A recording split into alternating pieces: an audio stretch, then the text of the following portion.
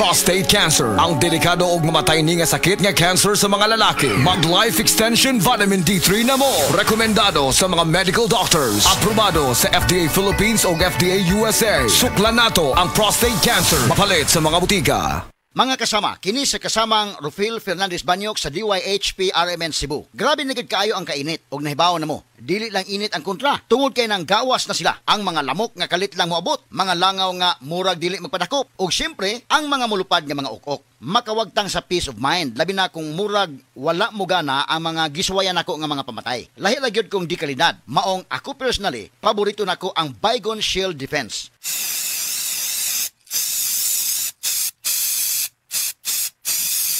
Matagigayon nga gamito nako kini, mupatay dayon kini. Humana ko i-spray direkta sa lamok, langaw ug ukok. Ang pinakagusto nako ini, bisan og kusog ang epekto, dili makairita ang baho.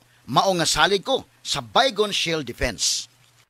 Baygon Shield Defense Multi-Insect Killer. This time check is brought to you by. This song is brought to you by. This portion is brought to you by.